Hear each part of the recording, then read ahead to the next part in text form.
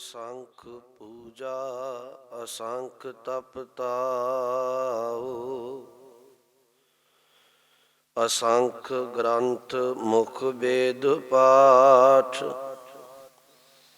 असंख जोग मन रहे उदास,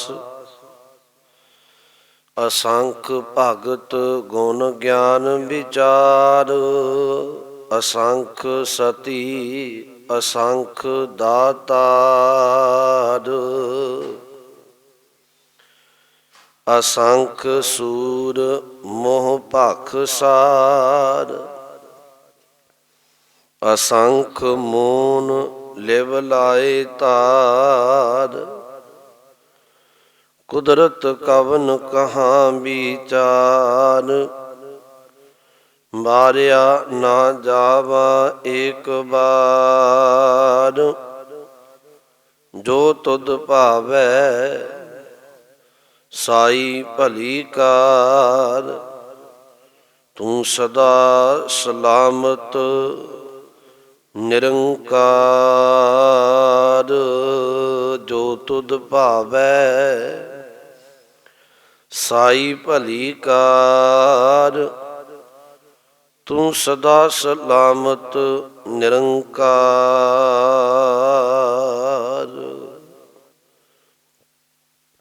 परम सन्मानयोग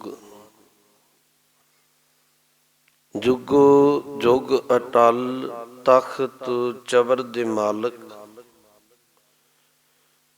गरीब नवाज सतगुरु धन धन साहिब श्री गुरु ग्रंथ साहिब जी महाराज जी दी पावन पवित्र हजूरी अंदर सुभाएमान सत संगी जनों, आओ गुरु चरना विच बैठन दा सुभाग, गुरु की कृपा बख्शिश दा सदका प्राप्त होया है। सतगुरु ने बाणी विच एक बचन वरतिया है, कहन लगे मनुख अपने जीवन अंदर बेअंत उद्यम करदा है, उपराले करदा है, आहर करदा है, पर एक आहर जिहड़ा इनू करना चाहिदा है जिहदे नाल इहदा भला होना है। सतगुरु कहन लगे उस उद्यम नू आहर नू ते समझदा भी कोई बिरला बिरला है। महाराज वो उद्यम केड़ा है? तो उहदे प्रति साहब कहन लगे वो उद्यम सत संगत विच बैठ के परमेश्वर की सिफत करना है। बाणी विच बचन आउंदा है, आहर सब करदा फिरै, आहर एक ना होए, नानक जित आहर जग उदरै बिरला बूझै कोई। ते फिर पुछो उद्यम की? कहन लगे सगल उद्यम मह उद्यम भला, हर का नाम जपो जी सदा। सब उपरालियां विचों सब उद्यमां विचों जे चंगा उद्यम है, गुरु कहंदा वो भला उद्यम ए वे तू परमेश्वर दा नाम जप सके। आओ गुरु चरनां विच बैठे हो, लड़ीवार सतगुरु दी अमृत बाणी आपां जपजी साहिब नूं विचारदे हां। एक बार उसे 17वीं पौड़ी नूं विचारन तो पहला गुरु बख्शी फतेह बुलाओ। आखो जी वाहिगुरु जी का खालसा वाहिगुरु जी की फतेह। कुछ शब्दां नूं आपां विचारिया सी तो महाराज ने क्या सी, असंख जप अनगिनत मालक तेरी सृष्टि विच ओ ने जिहड़े परमेश्वर दे नाम नूं जपदे ने बेअंत नामां नाल। असंख जप, फिर अगे बचन वरत्या सी असंख भाओ। भाओ दा अर्थ है प्रेम। अनगिनत ओ ने परमात्मा तेरी सृष्टि दे अंदर जिहड़े मालक तेनू भाओ करदे है, तेनू प्रेम करदे है, तेरे नाल प्यार दी प्रीत रखदे है। ते फिर तीसरा बचन वरत्या असंख जप असंख भाओ असंख पूजा असंख तप ताओ। अनगिनत वो ने सृष्टि दे अंदर जिहड़े वख-वख ढंगां नाल तेरी पूजा करदे आ। ਤੇ ਅਸੰਖ ਉਹ ਨੇ ਮਾਲਕਾ ਤਪ ਤਾਉ ਤੇਰੀ ਸ੍ਰਿਸ਼ਟੀ ਵਿੱਚ ਤੇਰੇ ਨਾਮ ਤੇ ਉਹ ਤਪ ਤਾਉ ਘਾਲਣਾ ਘਾਲਦੇ ਆ, ਟੂਣੇ ਤਪਦੇ ਆ ਤੇ ਇਵੇਂ ਕਰਕੇ ਤੈਨੂੰ ਰਜਾਉਣ ਦਾ ਯਤਨ ਕਰਦੇ ਆ। ਇੱਥੋਂ ਤੱਕ ਆਪਾਂ ਇਸ ਸ਼ਬਦ ਨੂੰ ਵਿਚਾਰਿਆ ਬਾਣੀ। ਹੁਣ ਮਹਾਰਾਜ ਅੱਗੇ ਕਹਿੰਦੇ ਆ ਅਸੰਖ ਤਪ ਤਾਉ, ਅਸੰਖ ਜਪ, ਅਸੰਖ ਭਾਉ, ਅਸੰਖ ਪੂਜਾ, ਅਸੰਖ ਤਪ ਤਾਉ। ਫਿਰ ਕਹਿੰਦੇ ਅਸੰਖ ਗ੍ਰੰਥ ਮੁਖ ਵੇਦ ਪਾਠ। ਇਹਦੇ ਅਰਥ ਵੱਲ ਜ਼ਰੂਰ ਖਿਆਲ ਕਰਿਓ। ਅਸੰਖ ਦਾ ਅਖਰੀ ਅਰਥ ਨਾ ਭੁੱਲਿਓ, ਅਣਗਿਣਤ, ਗਿਣਤੀ ਤੋਂ ਪਰੇ। ਹੇ ਮਾਲਕ ਤੇਰੀ ਸ੍ਰਿਸ਼ਟੀ ਦੇ ਅੰਦਰ ਅਸੰਖ ਗ੍ਰੰਥ ਮੁਖ ਵੇਦ ਪਾਠ, ਅਣਗਿਣਤ ਐਸੇ ਜੀਵ ਨੇ ਜਿਹੜੇ ਬੇਅੰਤ ਗ੍ਰੰਥਾਂ ਨੂੰ ਪੜ੍ਹ ਕੇ ਤੇ ਫਿਰ ਬਚਨ ਵਰਤਿਆ ਮੁਖ ਵੇਦ ਪਾਠ, ਜਾਂ ਜਿਵੇਂ 4 ਵੇਦ ਨੇ ਸ਼ਾਮ ਰਿਗ ਜੁਜ਼ਰ ਤੇ ਅਥਰਵਨ, ਵੇਦਾਂ ਆਦਿਕ ਗ੍ਰੰਥਾਂ ਨੂੰ ਪੜ੍ਹ ਕੇ ਤੇ ਮੁਖ ਵਿੱਚੋਂ ਪਾਠ ਕਰ ਕਰਕੇ ਤੇਰੀ ਸਿਫਤ ਕਰਦੇ ਆ। ਅਣਗਿਣਤ ਨੇ ਐਸੇ। ਤੇ ਵੇਖੋ ਧਾਰਮਿਕ ਗ੍ਰੰਥਾਂ ਨੂੰ ਪੜ੍ਹਨ ਵਾਲੇ, ਦੁਨਿਆਵੀ ਤੌਰ ਤੇ ਆਪਾਂ ਵੇਖੋ ਕੋਈ 4 ਵੇਦ ਪੜ੍ਹ ਰਿਹਾ, ਕੋਈ 6 ਸ਼ਾਸਤਰਾਂ ਨੂੰ ਪੜ੍ਹੀ ਜਾ ਰਿਹਾ, ਕੋਈ 27 ਸਿਮਰਤੀਆਂ ਪੜ੍ਹਦਾ, ਕੋਈ 18 ਪੁਰਾਣ ਪੜ੍ਹਦਾ, ਕੋਈ ਕੁਰਾਨ ਪੜ੍ਹਦਾ, ਅੰਜੀਲ ਪੜ੍ਹਦਾ, ਤੁਰੈਂਤ ਪੜ੍ਹਦਾ, ਜ਼ਬੂਰ ਪੜ੍ਹਦਾ, ਬਾਈਬਲ ਪੜ੍ਹਦਾ, ਸੱਚੇ ਕੋਈ ਗੀਤਾ ਰਾਮਾਇਣ ਤੇ ਕੋਈ ਧੰਨ ਗੁਰੂ ਗ੍ਰੰਥ ਸਾਹਿਬ ਦੀ ਬਾਣੀ ਪੜ੍ਹਦਾ। ਕਰਦੇ ਤੇ ਸਾਰੇ ਸਿਫਤ ਨੇ। ਮਹਾਰਾਜ ਕਹਿੰਦੇ ਆ, ਕਹਿਣ ਲੱਗੇ ਅਸੰਖ ਜੋਗ ਸ਼ਬਦ ਵਰਤਿਆ, ਅਸੰਖ ਗ੍ਰੰਥ ਮੁਖ ਵੇਦ ਪਾਠ। ਅਣਗਿਣਤ ਜੀਵ ਨੇ ਗ੍ਰੰਥ ਪੜ੍ਹ ਪੜ੍ਹ ਕੇ ਮੁਖ ਤੋਂ ਵੇਦਾਂ ਦਾ ਪਾਠ ਕਰ ਕਰਕੇ ਤੇਰੀ ਸਿਫਤ ਕਰੀ ਜਾ ਰਹੇ ਨੇ। ਤੇ ਫਿਰ ਮੈਂ ਤੁਹਾਨੂੰ ਇੱਕ ਬੇਨਤੀ ਫਿਰ ਕਰਾਂ, ਗੁਰੂ ਇਹ ਕਹਿੰਦਾ ਹਾਂ ਧਾਰਮਿਕ ਗ੍ਰੰਥ ਦਾ ਪਾਠ ਕਰੋ, ਧਰਮ ਨਾਲ ਜੁੜੋ, ਲਾਜ਼ਮੀ ਜੁੜੋ। ਪਰ ਗੁਰੂ ਇੱਕ ਗੱਲ ਨਾਲ ਹੋਰ ਆਖਦਾ ਹੈ, ਕਹਿਣ ਲੱਗੇ ਕੱਲਾ ਪੜ੍ਹਨ ਤੱਕ ਸੀਮਤ ਨਾ ਰਹੀ, ਤੂੰ ਪੜ੍ਹ ਕੇ ਇਹਨੂੰ ਜੀਵਨ ਵਿੱਚ ਕਮਾ ਕੇ ਉਸ ਇੱਕ ਵਿੱਚ ਅਭੇਦ ਜ਼ਰੂਰ ਹੋ ਜਾਵੀਂ। ਆਪ ਜੀ ਪੜ੍ਹ ਦਿਓ, ਇੱਕ ਬਚਨ ਬਾਬਾ ਕਬੀਰ ਸਾਹਿਬ ਦਾ ਹੈ। ਕਹਿਣ ਲੱਗੇ ਕਿਆ ਪੜ੍ਹੀਐ ਕਿਆ ਗੁਣੀਐ, ਕਿਆ ਵੇਦ ਪੁਰਾਨਾ ਸੁਣੀਐ, ਪੜ੍ਹੇ ਸੁਨੇ ਕਿਆ ਹੋਈ, ਜੋ ਸਹਿਜ ਨਾ ਮਿਲਿਓ ਸੋਈ। ਤੇ ਅੱਗੇ ਬਚਨ ਵਰਤਿਆ, ਹਰ ਕਾ ਨਾਮ ਨਾ ਜਪਸ ਗੁਬਾਰਾ, ਕਿਆ ਸੋਚੇ ਬਾਰੰਬਾਰਾ। ਮਹਾਰਾਜ ਕਹਿਣ ਲੱਗੇ ਭਾਈ ਕਿਆ ਪੜ੍ਹੀਐ ਕਿਆ ਗੁਣੀਐ, ਕੱਲਾ ਪੜ੍ਹਨ ਤੇ ਗੁਣਨ ਤੱਕ ਸੀਮਤ ਨਾ ਰਹੀ। ਕਿਆ ਵੇਦ ਪੁਰਾਨਾ ਸੁਣੀਐ, ਕੱਲਾ ਧਾਰਮਿਕ ਗ੍ਰੰਥਾਂ ਦਾ ਉਪਦੇਸ਼ ਸੁਣਨ ਤੱਕ ਸੀਮਤ ਨਾ ਰਹੀ। ਪੜ੍ਹੇ ਸੁਨੇ ਕਿਆ ਹੋਈ, ਜੋ ਸਹਿਜ ਨਾ ਮਿਲਿਓ ਸੋਈ। ਮਹਾਰਾਜ ਕਹਿੰਦੇ ਹਰ ਕਾ ਨਾਮ ਨਾ ਜਪਸ ਗੁਬਾਰਾ, ਕਿਆ ਸੋਚੇ ਬਾਰੰਬਾਰਾ। ਜੇ ਤੂੰ ਇਹਨਾਂ ਧਾਰਮਿਕ ਗ੍ਰੰਥਾਂ ਨੂੰ ਪੜ੍ਹ ਕੇ ਵਿਚਾਰ ਕੇ ਇਹਨਾਂ ਤੇ ਅਮਲ ਕਰਕੇ ਪਰਮੇਸ਼ਵਰ ਦੇ ਨਾਮ ਵਿੱਚ ਸੁਰਤ ਜੋੜੀ ਨਾ, ਮਹਾਰਾਜ ਕਹਿਣ ਲੱਗੇ ਫਿਰ ਪੜ੍ਹਿਆ ਤੇਰਾ ਇੰਨਾ ਫਲੀਭੂਤ ਨਹੀਂ ਹੋਏਗਾ। ਗੁਰੂ ਇਹ ਕਹਿੰਦਾ ਹੈ ਕਿ ਤੂੰ ਧਾਰਮਿਕ ਗ੍ਰੰਥਾਂ ਨੂੰ ਪੜ੍ਹ ਕੇ ਇਹਦੇ ਬਚਨਾਂ ਨੂੰ ਕਮਾ। ਤੇ ਗੁਰਮੁਖੋ ਇੱਕ ਬੇਨਤੀ ਮੈਂ ਤੁਹਾਨੂੰ ਕਰਾਂ, ਬੜੇ ਧਿਆਨ ਨਾਲ ਸੁਣਿਓ। ਉਂਝ ਕਈ ਵਾਰੀ ਚਲੋ ਆਪਾਂ ਗੁਰੂ ਗ੍ਰੰਥ ਸਾਹਿਬ ਦੀ ਬਾਣੀ ਪੜ੍ਹਦੇ ਹਾਂ, ਕਈਆਂ ਦਾ ਸੁਭਾਅ ਹੁੰਦਾ ਉਹ ਦੂਸਰੇ ਧਾਰਮਿਕ ਗ੍ਰੰਥਾਂ ਦਾ ਖੰਡਨ ਕਰਨਾ ਸ਼ੁਰੂ ਕਰ ਦਿੰਦੇ ਆ ਵੀ ਨਹੀਂ ਦੂਸਰੇ ਠੀਕ ਨਹੀਂ। ਪਰ ਗੁਰੂ ਗ੍ਰੰਥ ਸਾਹਿਬ ਦੀ ਬਾਣੀ ਵਿੱਚ ਇੱਕ ਬਚਨ ਹੁੰਦਾ ਹੈ, ਮਹਾਰਾਜ ਕਹਿੰਦੇ ਸਿਮਰਤ ਸ਼ਾਸਤਰ ਵੇਦ ਪੁਰਾਨ ਪੁਕਾਰਨ ਪੋਥੀਆਂ, ਨਾਮ ਬਿਨਾ ਸਭ ਕੂੜ ਗਾਲੀ ਹੋਛੀਆਂ। ਹੁਣ ਮਹਾਰਾਜ ਨੇ ਕਿੰਨੀ ਕੀਮਤਾ ਬਚਨ ਵਰਤਿਆ। ਮਹਾਰਾਜ ਕਹਿੰਦੇ ਆ ਸਿਮਰਤੀਆਂ ਵੇਦ ਪੁਰਾਣ ਤੇ ਕੁਰਾਨ। ਭਾਈ ਇਹ ਵੀ ਧਾਰਮਿਕ ਪੋਥੀਆਂ ਧਾਰਮਿਕ ਗ੍ਰੰਥ ਸਾਨੂੰ ਪੁਕਾਰ ਕੇ ਇੱਕ ਗੱਲ ਕਹਿ ਰਹੇ ਆ, ਸਿਮਰਤ ਵੇਦ ਪੁਰਾਨ ਪੁਕਾਰਨ ਪੋਥੀਆਂ। ਕੀ ਕਹਿ ਰਹੇ ਆ? ਕਹਿਣ ਲੱਗੇ ਨਾਮ ਬਿਨਾ ਸਭ ਕੂੜ ਗਾਲੀ ਹੋਛੀਆਂ।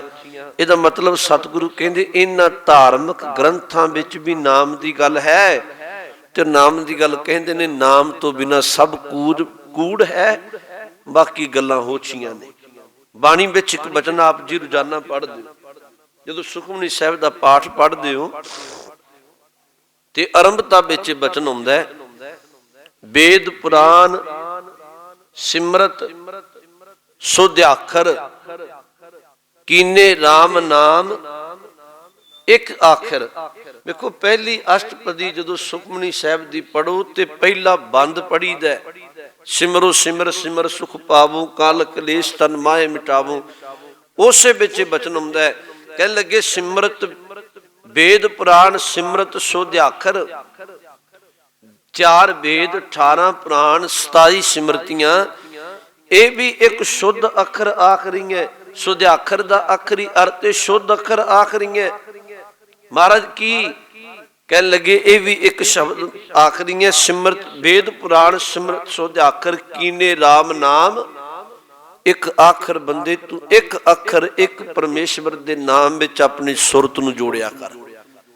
ਤਾਂ ਗੁਰੂ ਨੇ ਇੱਥੇ ਕੀ ਕਿਹਾ, ਸਤਿਗੁਰੂ ਨੇ ਬਾਣੀ ਵਿੱਚ ਕਿਹਾ, ਕਹਿਣ ਲੱਗੇ ਅਸੰਖ ਗ੍ਰੰਥ ਮੁਖ ਵੇਦ ਪਾਠ ਅਣਗਿਣਤ, ਇਹ ਅਣਗਿਣਤ ਤੇਰੀ ਸ੍ਰਿਸ਼ਟੀ ਅੰਦਰ ਜੀਵ ਨੇ ਮਾਲਕਾ, ਜਿਹੜੇ ਬੇਅੰਤ ਗ੍ਰੰਥਾਂ ਨੂੰ ਪੜ੍ਹਦੇ ਆ, ਮੁਖ ਵਿੱਚੋਂ ਵੇਦ ਆਦਿਕ ਧਾਰਮਿਕ ਗ੍ਰੰਥਾਂ ਨੂੰ ਪੜ੍ਹ ਪੜ੍ਹ ਕੇ ਤੇਰੀ ਸਿਫਤ ਕਰ ਰਹੇ ਨੇ।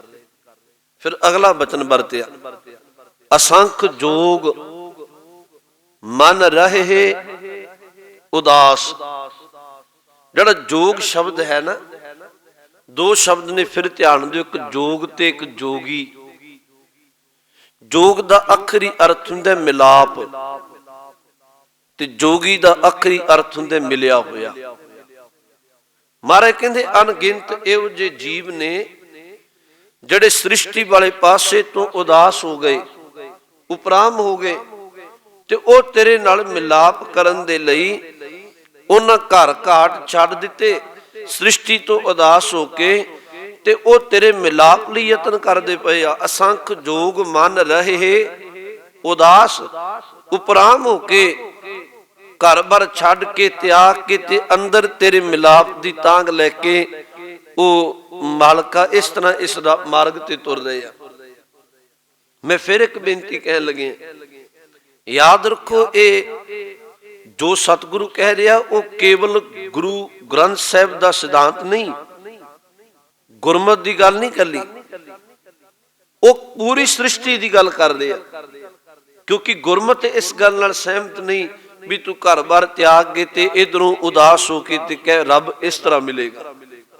ਪਰ ਮਹਾਰਾਜ ਇੱਥੇ ਕਹਿ ਰਿਹਾ, ਕਹਿੰਦੇ ਤੇਰੀ ਸ੍ਰਿਸ਼ਟੀ ਅੰਦਰ ਅਸੰਖ ਜੋਗ ਮਨ ਰਹੇ ਉਦਾਸ, ਅਣਗਿਣਤ ਨੇ ਮਾਲਕਾ ਜਿਹੜੇ ਜੋਗ ਮਿਲਾਪ ਲਈ ਤੇ ਉਹਨਾਂ ਮਾਲਕਾ ਮਨ ਵਿੱਚ ਉਦਾਸੀ ਧਾਰਨ ਕਰਕੇ ਸੰਸਾਰ ਨੂੰ ਨਾਸ਼ਵੰਤ ਸਮਝ ਕੇ ਉਹ ਧਰਮ ਕਮਾਉਣ ਦੇ ਲਈ ਤੁਰੇ ਨੇ। ਫਿਰ ਅਗਲੇ ਬਚਨ ਵਰਤੇ, ਅਸੰਖ ਜੋਗ ਮਨ ਰਹੇ ਉਦਾਸ, ਅਸੰਖ ਭਗਤ ਗੁਣ ਗਿਆਨ ਵਿਚਾਰ। ਅਣਗਿਣਤ ਤੇਰੇ ਭਗਤ ਨੇ ਸ੍ਰਿਸ਼ਟੀ ਅੰਦਰ, ਗੁਣ ਗਿਆਨ ਵਿਚਾਰ, ਜਿਹੜੇ ਭਗਤ ਤੇਰੇ ਗੁਣਾਂ ਨੂੰ, ਤੇਰੇ ਰੱਬੀ ਗਿਆਨ ਨੂੰ ਤੇਰੀ ਕਿਰਪਾ ਨਾਲ ਵਿਚਾਰ ਰਹੇ ਨੇ। ਕਿਉਂਕਿ ਜਿਹੜਾ ਭਗਤ ਹੈ ਨਾ, ਉਹ ਰੱਬ ਦੇ ਇੱਕ ਇੱਕ ਕੀਤੇ ਗੁਣ ਨੂੰ ਲੈ ਕੇ ਰੱਬ ਦਾ ਸ਼ੁਕਰ ਕਰਦਾ ਹੈ। ਭਗਤ ਦਾ ਇਹ ਜੀਵਨ ਹੈ, ਉਹ ਰੱਬ ਦਾ ਸ਼ੁਕਰਾਨਾ ਕਰੇਗਾ ਇੱਕ ਇੱਕ ਗੱਲ ਨੂੰ ਲੈ ਕੇ ਤੇ ਰੱਬ ਦੇ ਸ਼ੁਕਰ ਵਿੱਚ ਜੁੜਦਾ ਹੈ। ਤੇ ਉਂਝ ਬਾਣੀ ਵਿੱਚ ਇੱਕ ਬਚਨ ਆਉਂਦਾ, ਮੈਂ ਬੇਨਤੀ ਕਰਾਂ, ਭਗਤੋਂ ਨੂੰ ਕਿਹਾ ਜਾਂਦਾ ਜਿਸ ਅੰਦਰ ਰੱਬੀ ਭਗਤੀ ਟਿਕ ਜਾਏ। ਆਪਾਂ ਪਿੱਛੇ ਨੂੰ ਵਿਚਾਰਿਆ ਸੀ, ਤਾਂ ਮੈਂ ਬੇਨਤੀ ਕਰਾਂ, ਮਹਾਰਾਜ ਨੇ ਬਾਣੀ ਵਿੱਚ ਇੱਕ ਥਾਂ ਬਚਨ ਵਰਤਿਆ, ਕਹਿਣ ਲੱਗੇ ਜੇ ਪਰਮਾਤਮਾ ਨੂੰ ਕਿਸੇ ਪਾਉਣਾ ਹੈ ਨਾ ਤੇ ਉਹ ਕਦੀ ਕਿਸੇ ਦੇ ਵੱਸ ਆਉਂਦਾ ਬਹੁਤੇ ਕਿਨੇ ਪਾਉਣ ਨਾਲ, ਬਹੁਤੇ ਮਿਹਨਤ ਤਰਲਾ ਕਰਨ ਦੇ ਨਾਲ, ਨਾ ਉਹ ਆਉਂਦਾ ਕੱਲਾ ਧਾਰਮਿਕ ਗ੍ਰੰਥ ਪੜ੍ਹਨ ਦੇ ਨਾਲ, ਨਾ ਉਹ ਪ੍ਰਮਾਤਮਾ ਵਸ ਆਉਂਦਾ ਬਹੁਤਾ ਦਾਨ ਦੇਣ ਦੇ ਨਾਲ, ਨਾ ਹੀ ਉਹ ਪ੍ਰਮਾਤਮਾ ਵਸ ਆਉਂਦਾ ਬਹੁਤੀ ਧਰਤੀ ਦਾ ਕੋਈ ਫੇਰਾ ਪਾ ਲਵੇ। ਤੇ ਪੁੱਛਿਆ ਮਹਾਰਾਜ, ਜੇ ਰੱਬ ਵਿਦਿਆ ਪੜ੍ਹ ਕੇ ਵਸ ਨਹੀਂ ਆਉਂਦਾ, ਬਹੁਤੇ ਕਿਨੇ ਮਿਹਨਤ ਤਰਲਾ ਕਰਕੇ ਵਸ ਨਹੀਂ ਆਉਂਦਾ, ਦਾਨ ਪੁੰਨ ਨਾਲ ਨਹੀਂ ਆਉਂਦਾ, ਫਿਰ ਰੱਬ ਵਸ ਕਿਵੇਂ ਆਉਂਦਾ ਹੈ? ਤਾਂ ਮਹਾਰਾਜ ਬਾਣੀ ਵਿੱਚ ਇੱਕ ਬਚਨ ਵਰਤਦੇ ਆ, ਕਹਿਣ ਲੱਗੇ ਨਾ ਤੂੰ ਆਵੇਂ ਵਸ ਬਹੁਤ ਘਨਾਵਨੇ, ਨਾ ਤੂੰ ਆਵੇਂ ਵਸ ਵੇਦ ਪੜਾਵਨੇ, ਨਾ ਤੂੰ ਆਵੇਂ ਵਸ ਧਰਤੀ ਧਾਈਐ, ਨਾ ਤੂੰ ਆਵੇਂ ਵਸ ਤੀਰਥ ਨਹਾਈਐ। ਤੀਰਥਾਂ ਤੇ ਇਸ਼ਨਾਨ ਨਾਲ ਵੀ ਗੱਲ ਨਹੀਂ ਬਣਦੀ। ਨਾ ਤੂੰ ਆਵੇਂ ਵਸ ਬਹੁਤਾ ਦਾਨ ਦੇ। ਤੇ ਪੁੱਛਿਆ ਮਹਾਰਾਜ ਫਿਰ ਵਸ ਕਿਵੇਂ ਆਉਂਦਾ ਹੈ? ਤੇ ਮਹਾਰਾਜ ਨੇ ਫਿਰ ਅਖੀਰ ਤੇ ਜਾ ਕੇ ਇੱਕ ਬਚਨ ਵਰਤਿਆ, ਕਹਿਣ ਲੱਗੇ ਤੂੰ ਭਗਤਾਂ ਕਹਿ ਵਸ ਭਗਤਾਂ ਤਾਣ ਤੇਰਾ। ਤੂੰ ਵਸ ਹੋਣਾ ਆਪਣੇ ਭਗਤ ਦੇ। ਕਿਉਂ? ਕਿਉਂਕਿ ਭਗਤ ਦੇ ਅੰਦਰ ਇੱਕ ਨਾਮ ਹੈ, ਉਹਦੇ ਅੰਦਰ ਬੰਦਗੀ ਹੈ, ਸੱਚ ਇਹ ਹੈ। ਗੁਰਮੁਖੋ ਬਾਣੀ ਆਪ ਜੀ ਪੜੋ ਨਾ, ਗੁਰੂ ਗ੍ਰੰਥ ਸਾਹਿਬ ਦੀ ਬਾਣੀ ਚ ਇੱਕ ਬਚਨ ਹੁੰਦਾ, ਕਹਿਣ ਲੱਗੇ ਪੁੰਨ ਦਾਨ ਜਪ ਤਪ ਜੇਤੇ ਸਭ ਉਪਰ ਨਾਮ।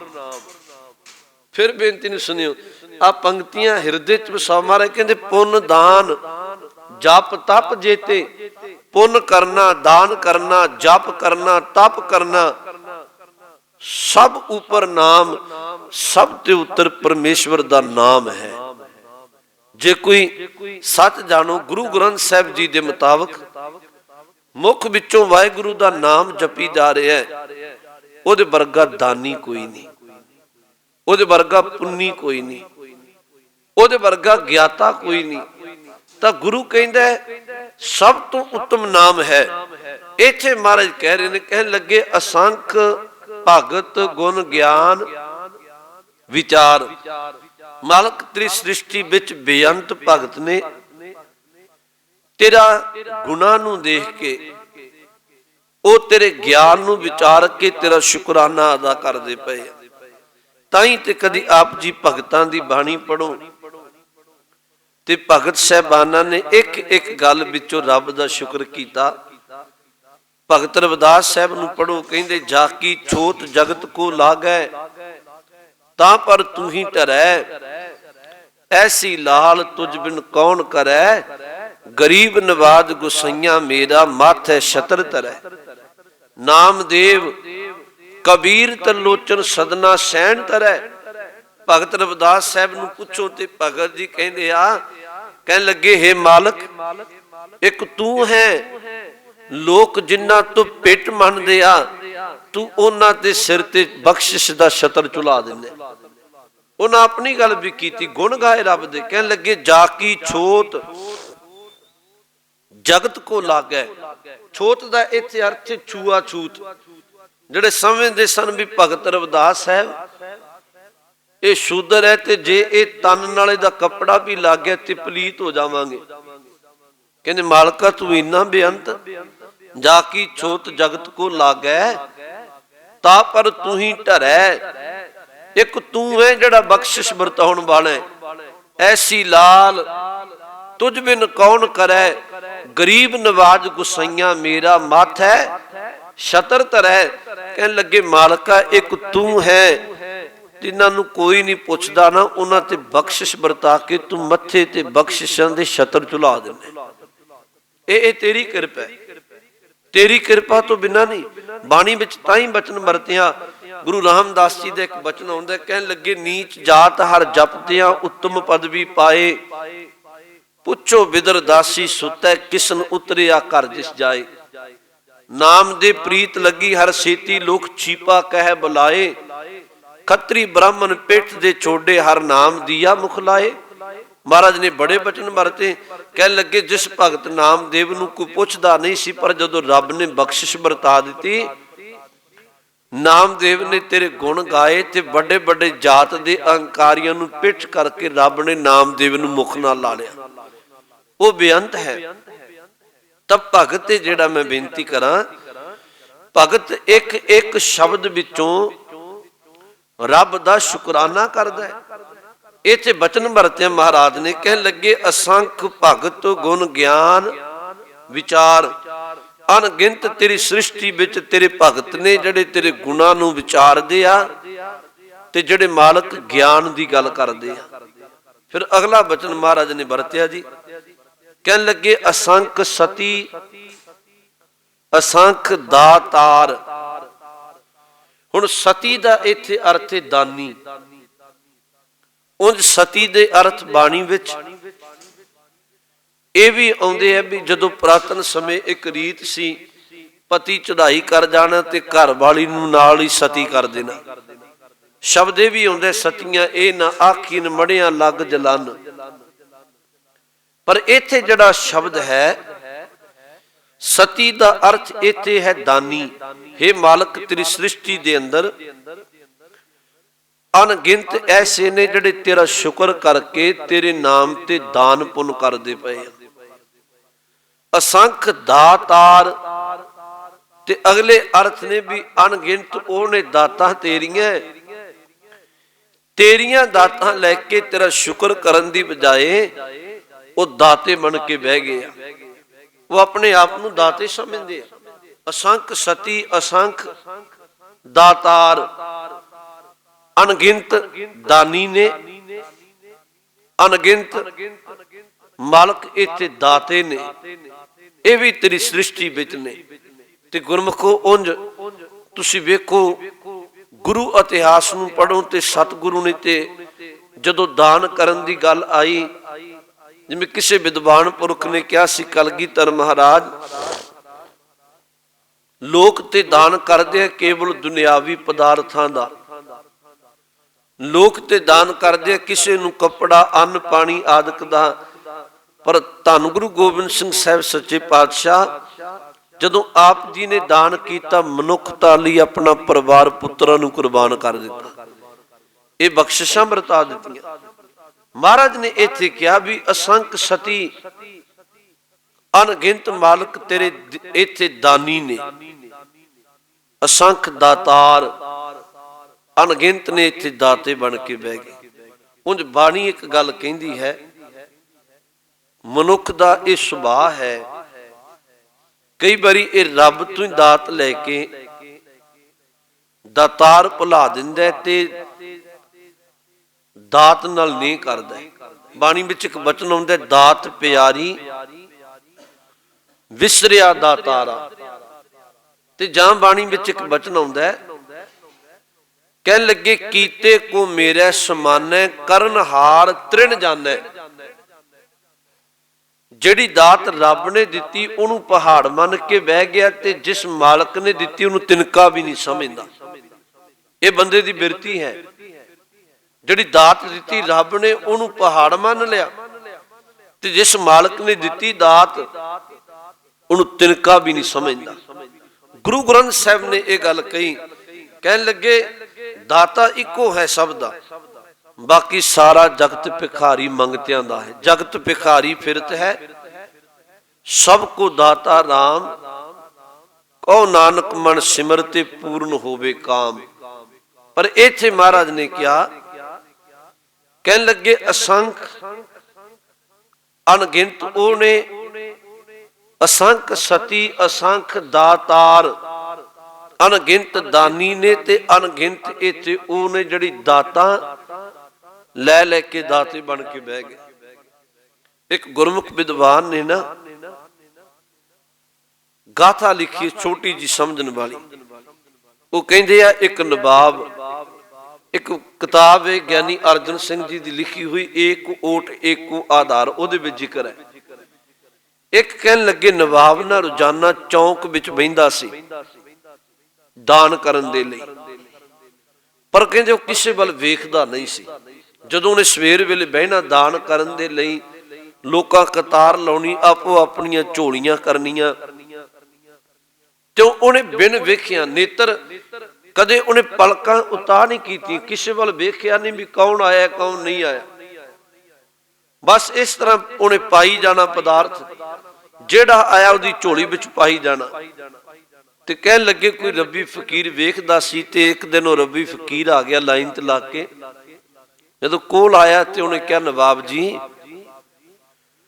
ਤੁਸੀਂ ਰੋਜ਼ਾਨਾ ਦਾਨ ਕਰਦੇ ਹੋ, ਪਰ ਤੁਸੀਂ ਦਾਨ ਕਰਦਿਆਂ ਕਦੀ ਕਿਸੇ ਦੇ ਚਿਹਰੇ ਵੱਲ ਨਹੀਂ ਵੇਖਿਆ ਵੀ ਕੌਣ ਲਾਈਨ ਵਿੱਚ ਖਲੋ ਕੇ ਦਾਨ ਲੈਣ ਆਇਆ। ਇਹ ਕਿਉਂ? ਕਹਿੰਦੇ ਅੱਗੋਂ ਧਰਮੀ ਸੀ ਨਵਾਬ, ਉਹਨੇ ਸ਼ਬਦ ਵਰਤਿਆ, ਕਹਿਣ ਲੱਗਿਆ ਇਹ ਜਿਹੜੀ ਦਾਤ ਏ, ਇਹ ਦਾਤ ਏ ਖੁਦਾ ਦੀ। मैं नेत्र तां नहीं चकदा, दानी सुभाव ही ओदा है, उन्हें बख्शिश बरताई। नेत्र मैं तां नहीं उतां चुकदा कि कल किसी नूं भुलेखा ना पै जाए भी दाता ये नवाब है। मैं ये गल लुकाई नूं दसनी चाहुंदा कि दान देन वाला दाता खुदा है। मैं ते खुदा जो मैनू दई जा रहा है उहदी बख्शिश विचों वरताई जा रहा है। मैं नेत्र तां नहीं चुकदा क्योंकि लुकाई नूं भुलेखा ना पै जाए भी शायद ये नवाब किते दाता बन गए। ये गल बड़ी समझण वाली। उंज मनुखता दा सुभाव है थोड़ा दान करे, जनाउण दी बिरती बहुत है। चलो आप उधर तुरना नहीं, तुहानू पता है बंदा ते गुरु घर दियां कंधां भी कालियां कर छड्डदा है। इस तरह की बिरती है मनुख दी। पर महाराज ने एक बचन कहा, उन्होंने पल्ले बनो जो गुरु कहंदा है।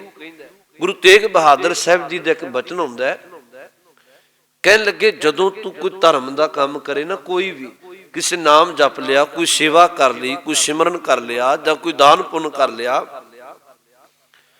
महाराज एक बचन आखदे तू दान पुण्य करके धर्म कमा के अहंकार ना करया कर भी मैं कीता। महाराज क्यों? कह लगे जे करेगा ना फिर इस तरह जिमें हाथी नूं इशनान करवा लिया। गुरु तेग बहादुर साहब जी महाराज कहते जिमें हाथी नूं इशनान कराओ, उनको कराउण दा कोई बहुता लाहा नहीं, क्योंकि हाथी का सुभाव सुंड नाल मिट्टी चुकदा फिर अपने उपर पा लैंदा। महाराज कहते बिल्कुल इस तरह जे तू दान पुण्य करके सेवा करके सिमरन करके फिर जनाउणे अहंकार कर दे मैं कीता, बिल्कुल तू हाथी की तरह इशनान ही कीता। अहंकार की मिट्टी पाई जाने अपने ऊपर। ये बचन आउंदे बाणी अंदर। कहन लगे तीरथ बरत अरदान कर, मन में धरै गुमान, नानक नेफल जात ते ज्यों कुंचर इशनान। कुंचर का अर्थ हुंदे हाथी। तो गुरु ने इह बचन वरत्या, कह लगे हे मालक तेरी सृष्टि दे अंदर असंख सती असंख दातार, अनगिनत दानी ने ते अनगिनत तेरी सृष्टि अंदर दाते ने। फिर अगला बचन वरत्या, कह लगे असंख सूर मोह भख सार। एक एक अर्थ वल ध्यान दो। असंख सूर अनगिनत सूरमे ने, मोह मोह दा अर्थ मुख, भख सार सार दा अर्थ हुंदे भाई लोहा। कहने अनगिनत इहो जे सूरमे ने तेरी सृष्टि दे अंदर जिहड़े अपने मुख ते लोहे दे बार सह जांदे आ। अनगिनत इहो जे सूरमे ने। उंज तुसीं गुरु ग्रंथ साहिब दी बाणी पढ़ो, महाराज सूरमा दो तरह का आखदे।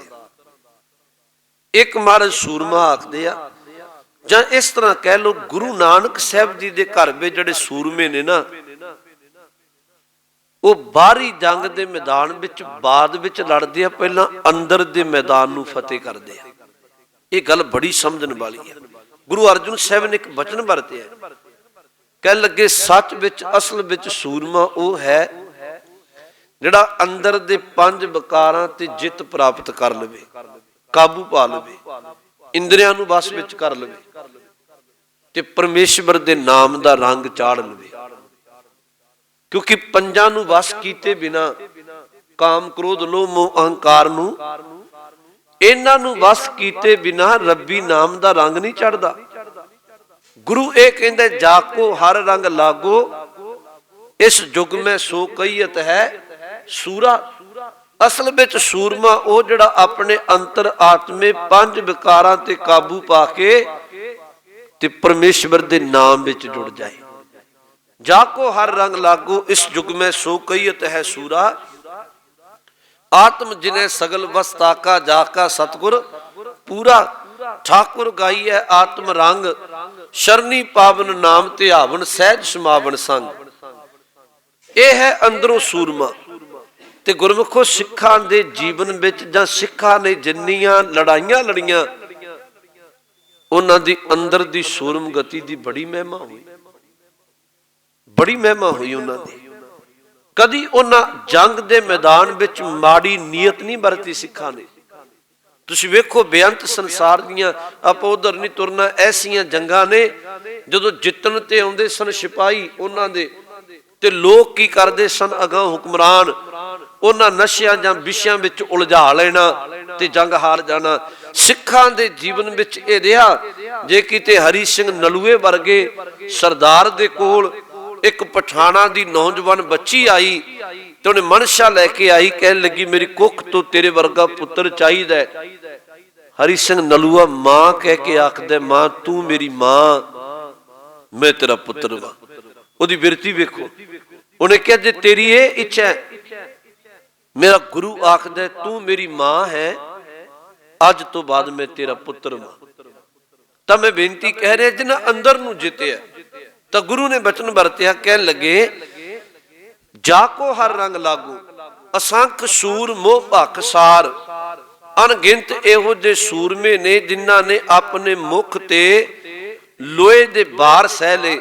ਹਾਂ, ਸਤਿਗੁਰੂ ਬਾਣੀ ਵਿੱਚ ਬਚਨ ਇਹ ਵੀ ਵਰਤਦੇ ਆ, ਗਗਨ ਦਮਾਮਾ ਬਾਜਿਓ ਪਰਿਓ ਨਿਸ਼ਾਨੇ ਘਾਉ, ਖੇਤ ਜੋ ਮਾਂਡਿਓ ਸੂਰਮਾ ਅਬ ਜੂਝਨ ਕੋ ਦਾਓ। ਸੂਰਾ ਸੋ ਪਹਿਚਾਨੀਐ ਜੋ ਲੜੈ ਦੀਨ ਕੇ ਹੇਤ, ਪੁਰਜਾ ਪੁਰਜਾ ਕੱਟ ਮਰੈ ਕਬ ਹੁਣਾ ਛਾੜੈ।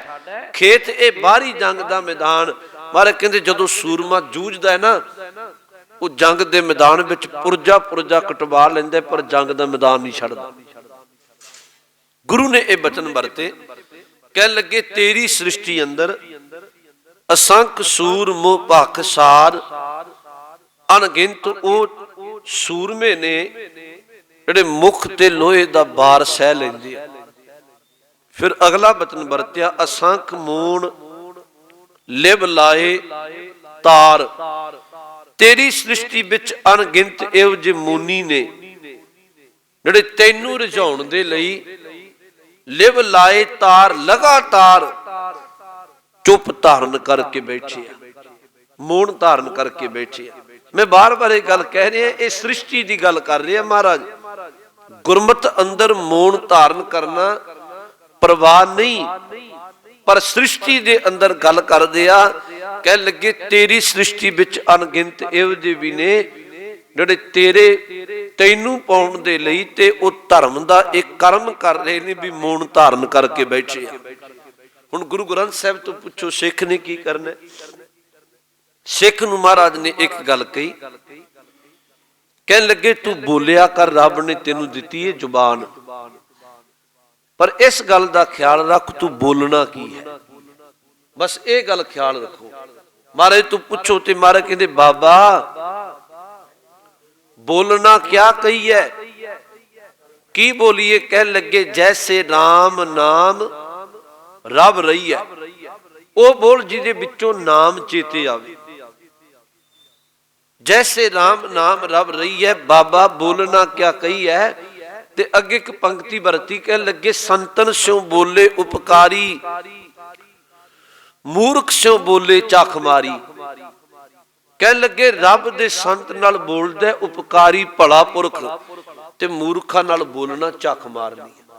ਗੁਰਮੁਖੋ ਇਹ ਜਿਹੜਾ ਗੁਣ ਹੈ ਨਾ, ਗੁਰੂ ਗ੍ਰੰਥ ਸਾਹਿਬ ਨੇ ਭਗਤਾਂ ਪ੍ਰਤੀ ਕਿਹਾ ਨਾ ਇੱਕ ਬਚਨ, ਵੀ ਜਿਹੜੇ ਭਗਤ ਨੇ ਉਹ ਕਰਦੇ ਕੀ ਨੇ? ਭਗਤਾਂ ਕੀ ਚਾਲ ਨਿਰਾਲੀ, ਚਾਲਾ ਨਿਰਾਲੀ ਭਗਤਾ ਕੇਰੀ ਬਿਖ ਮਾਰਗ ਚੱਲਣਾ।